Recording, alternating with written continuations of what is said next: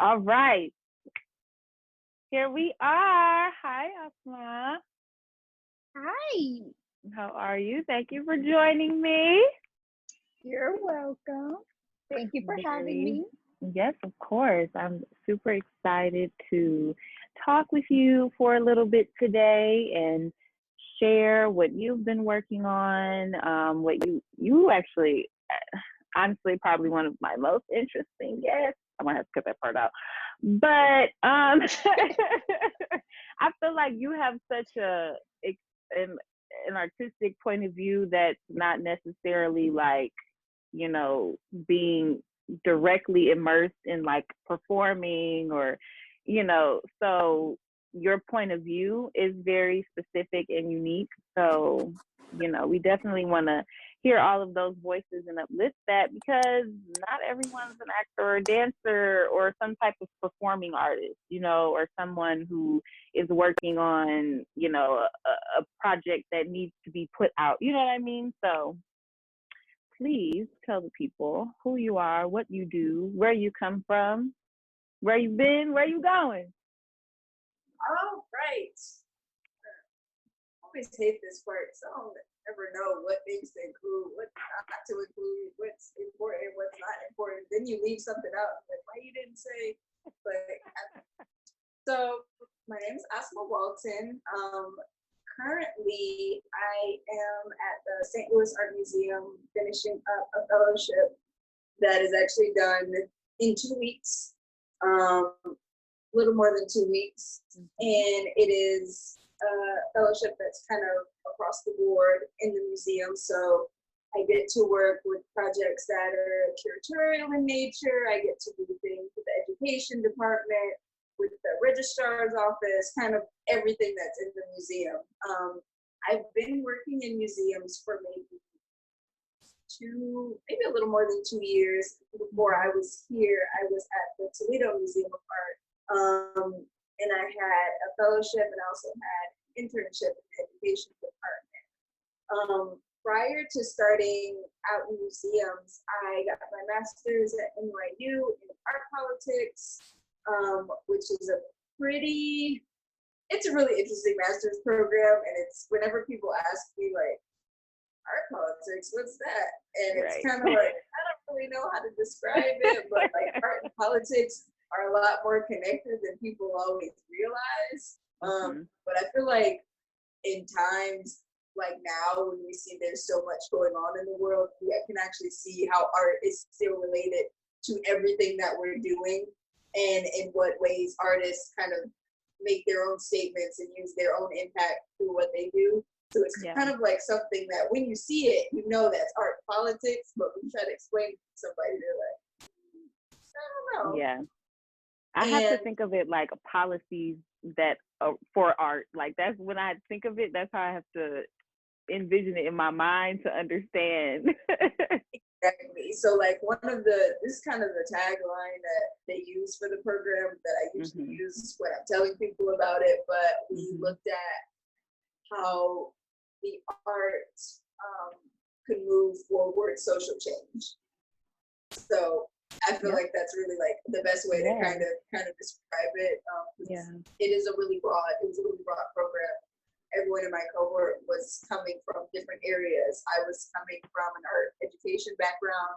There were people coming from curatorial background. There were people that had studied law. So it was really, everybody came from everywhere. And before there, I got my BFA in art education at Michigan State, but I knew I didn't want to teach in a classroom. So that is why I did not get certified as an art teacher teaching classrooms, which at the time they told me that's a mistake and that I shouldn't do that because it doesn't make sense. And I was like, and they were wrong. They were very wrong. And, now I get like asked to do interviews for Michigan State to tell them about like what I do now and kind of, so they didn't see the vision.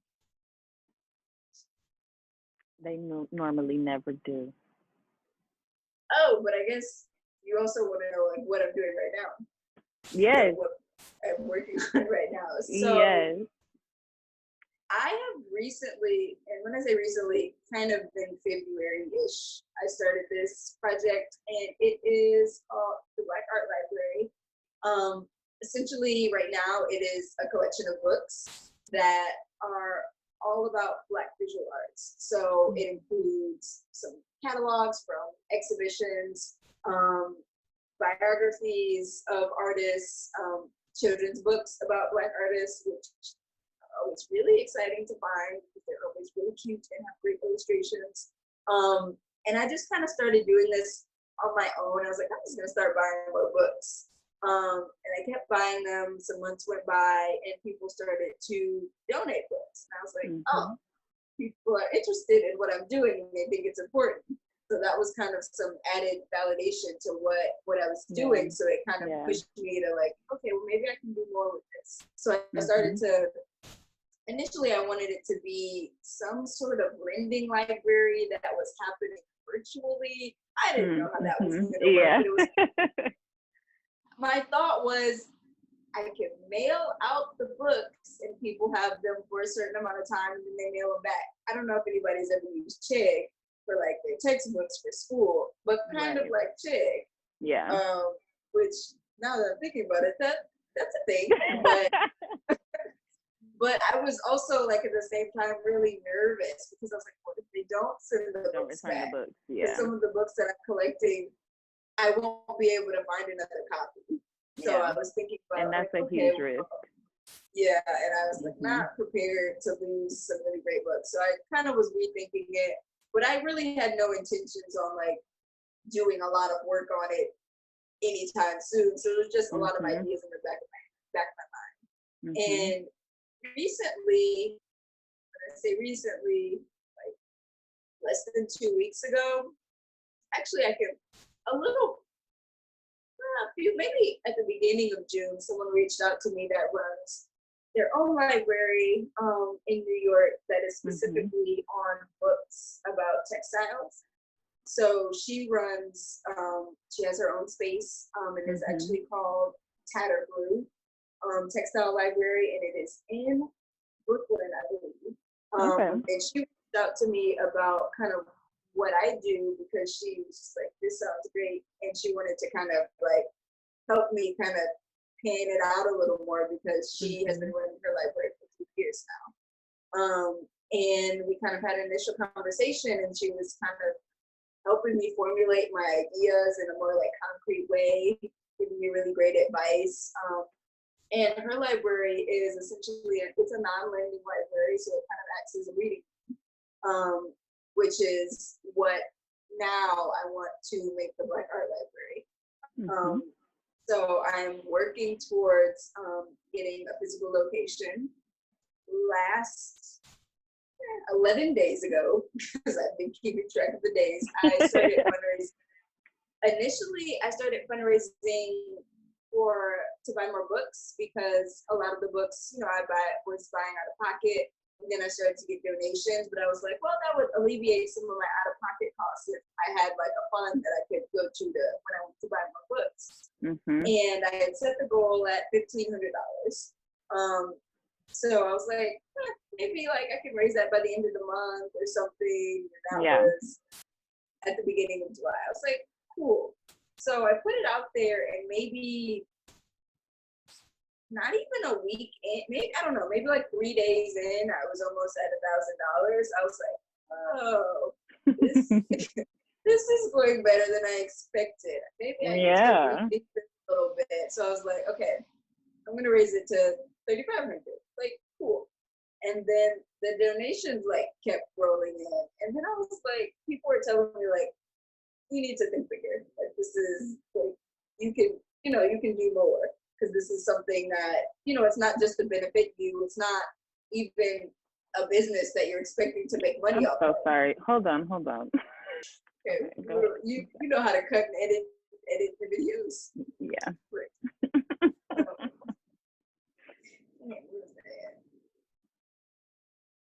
Trying to figure out where to start from that like makes sense for when you like. Oh, right. To edit it back. I don't know what I was saying. About the GoFundMe. Okay, maybe, okay. And I know where I was at. Yep. okay. So I decided to raise it to $3,500, and then I realized that the donations were still actually coming in. So people were telling me to kind of think bigger about this project because it's something that the whole community can benefit from. It's not just something you're doing. It's not something you're doing for profit. It's purely to benefit everyone else. So I raised it to 35,000. So I was like, I don't know. We'll see what happens. I was like, the worst that can happen is I don't reach the goal. It's not Right. like it's not like it's a matching thing that if I don't raise that money, it takes it all away. So right now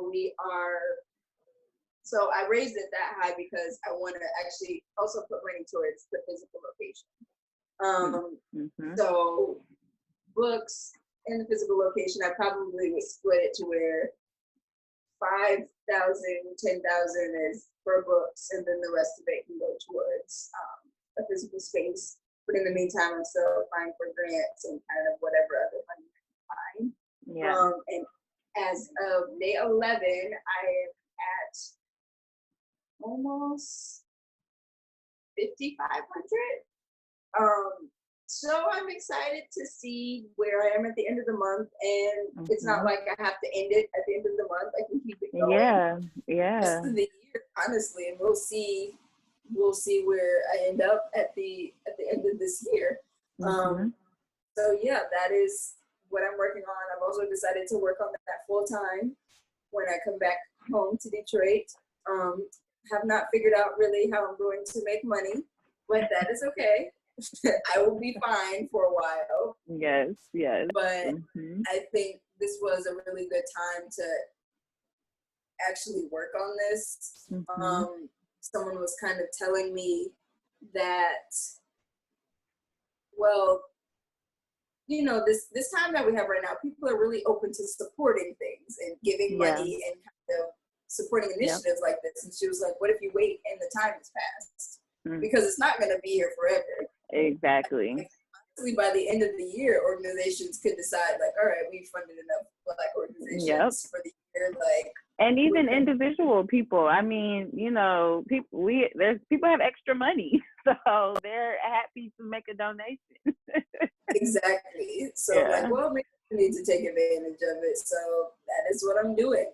I'm kind of figuring things out as I go, but a lot of people have been sending me like grant opportunities that are in Detroit, like kind of connecting me to people that might be helpful or have other information. Other people, I've had at least 2 people volunteer their time for like when I might need it, even though they don't know. They're like, I'd love to help in some way.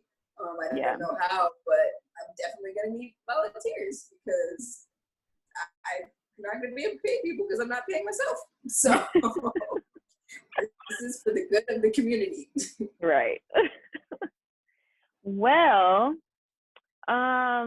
so being that you have these 2 degrees, one in art education and one in art politics, it kind of seems like you might have a scope on 2 different things within the arts. One being how does art education move forward, you know, during this pandemic and after, because regular school is being so tremendously affected. So, you know, is it seeming like, and this is not necessarily a question for you, but like our teaching artists being cut and our funding for the, you know, arts programs and initiatives in schools being cut, and, you know, how will, you know, getting kids into the museums for field trips, like, does that seem like something that, like, in the museum industry that's being greatly affected, or is it kind of too soon to tell? So honestly, I think museums are really, really playing everything by ear right now. A lot of museums still haven't reopened. The DIA opened as of last week. Was their first week open. Here in St. Louis, we opened the beginning of June. But all of our tours and things like that have been suspended. So we aren't doing them, which means we probably won't do our school tours that are a really big part of kind of daily activity for the museum starting up in the fall. So they have this program that's called their ABC program, and it is fourth and fifth graders that come to the museum for either I think either a 2-time visit, like the same class, or like it's a few more, or like a 4-time visit, because single visits aren't really beneficial to classrooms because you're not really, you go that one time and then that's it, you never go back. But when you go a few more times, it's kind of building something up more with the students. So that's a big part of what happens at the museum here. And I don't know if that's going to happen, and because don't know if it's safe. So it's kind of like, what kind of, how is that going to be supplemented? That kind of those aspects of art, because you can't really teach art virtually. So it's kind of like, even schools that do have, you know, art teachers, how are they working with their students? I know we have a program called We Wednesday, which is kind of just for toddlers and their parents to come in on Wednesdays and do some art activities and kind of, you know, are way out of the house, and something they can do that's free. And we have switched to doing it on video, so you can see what the project is, you know what the materials are, you can watch them do it, you can do it at home. Maybe that's something that our teachers can do at home, but then there are also just so many questions about the digital divide and who actually has Wi-Fi and a computer to actually, which that doesn't just affect the arts, that's kind of school and work and kind of every layer, because that's a very real thing for a lot of people. So it's so many like questions, so, and not really enough answers. Yeah, and something that I've been bringing up with some of the other guests is like, how are we just acknowledging that we're incorporating art into our everyday lives? Because I feel like artists we are always like advocating for you know, people who are non-artists to, you know, acknowledge that a lot of the things that you do in your everyday life are artistic practices. And so this is why art is not just important for artists. It's something that we're all using on a daily basis. And so even with this, you know, the arts education topic, I feel like that's something that we have to start encouraging and implementing for the kids and for the students. Like, even if, you know, because their access at this point is going to be even more limited than what it was before, you know, so just like trying to implement these different systems in our, you know, in the classrooms that can encourage art practices, even if it's not in like a formal art class or a field trip to a museum, because those types of things, you know, will likely be gone, at least for this upcoming school year, but it's still an important thing that students need to have in their classrooms. So I agree, and I feel like there are really easy ways to kind of do that, because for one, I feel like since we are in a pandemic, art is also therapeutic. So art therapy is a real thing. So I feel like it is important to kind of build in kind of really simple kind of activities that your students can do just as a way, you know, some kind of escape and something else they can do, so they're not like watching TV all the time, if they're not, you know, homework or TV, like what's their in between, like what else can they actually be doing? Like it's really easy to be at home and make a collage of all the random things you find in your house. Like there are things that you can do without having a lot of art materials, because I mean, frankly, art teachers are coming up with projects like that all the time in classrooms because they don't have a budget. So they're using all the recycled materials and all the things that they find, the cereal boxes, the cardboard from the boxes, and it's just, so it's easy to do, but I don't know if people are really like thinking about it. I know art is always put on the back burner. It's not the first priority. I mean, as far as thinking of how the school year is going to go, art is definitely not the first thing that Right. needs to be addressed. Because one, they're trying to make them go back to school in person, and that's a whole other issue. So definitely art is not the first discussion that we need to be having, but it isn't one that should be completely like written off as unimportant. Right. Yeah. Another thing that I'm thinking about, just what has been transpiring over the last couple of months, and in different industries, so many things are being unpacked, and so many things are, there are so many layers of racism and homophobia and so many other things that, we're now paying more attention to because we're all at home and we have the time. And I know that the museum industry was not exempt from that. There were definitely like some instances and things being called out over these last couple of months. And so I'm wondering how, and in my opinion, I feel like these things being called out are directly an effect of, of us being in a pandemic and being quarantined, and people having the time to be like, wait, this is not right. Something is wrong here at this place. And so I'm wondering, how are museums addressing the fact that, like, okay, there's been a light, shined on this issue within your industry. How is that being addressed? How are museums making themselves more equitable and, more accessible to people other than white people? So definitely a light has been shined on museums. The veil has been lifted.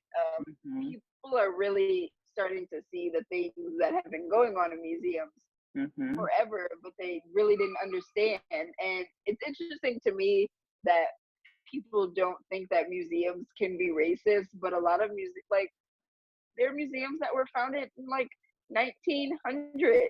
So like Right. it's kind of impossible to not have any systemic racism kind of built into the structure of how everything works there, because they've been around for so long, the same way that colleges and universities have that ingrained into their systems. Museums are the same way.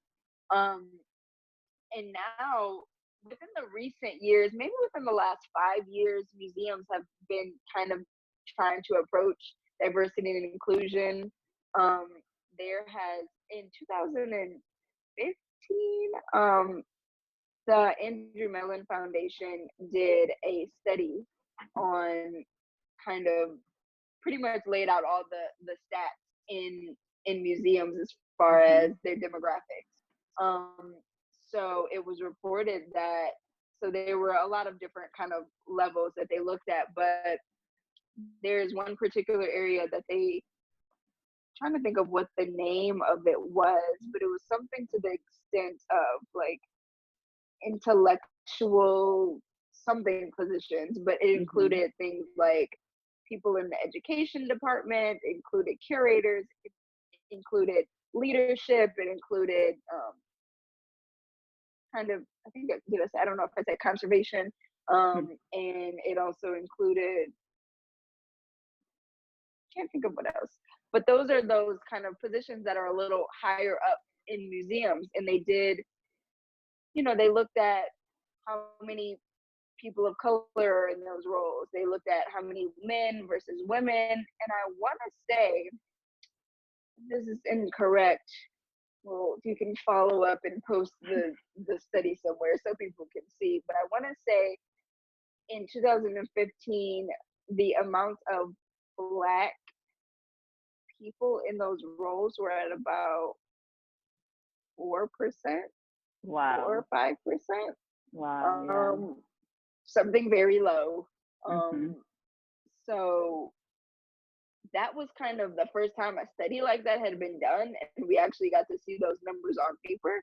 It was something that people knew, because if you go to a museum and you kind of look very at apparent. Yeah, I mean, unless you are looking at the museum guards, who that's where a lot of the people of color are, in their guards, they work in facilities or in maintenance of the Mhm. building, or they work Mhm. in like the cafes and stuff in Yeah. the museum. Yeah. So those are where you see the people of color more regularly in the museums. Um, but you don't see them. You don't see Black museum directors. You don't Mhm. see a lot of Black curators.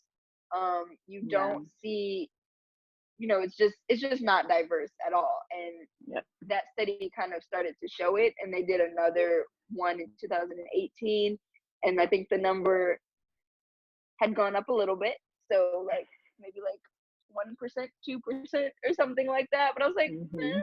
okay, well, it's progress. They still have a long way to go, Yeah. and now museums are being forced to do that work a lot faster because Mhm. people are calling them out on it. There are Yeah. so many museums that are being, if you just go to places like Art News or